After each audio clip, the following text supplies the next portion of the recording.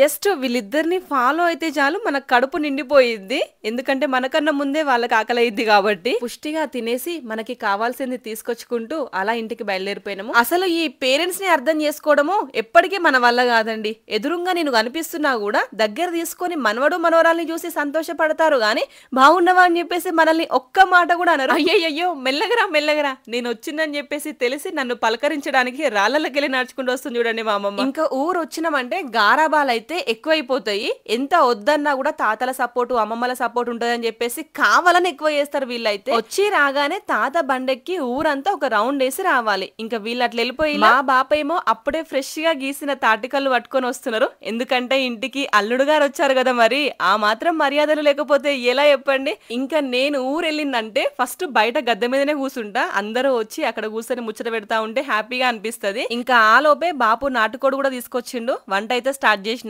మీలో ఎంత మందికి నాటుకోడి అంటే ఇష్టము కామెంట్ చేయండి.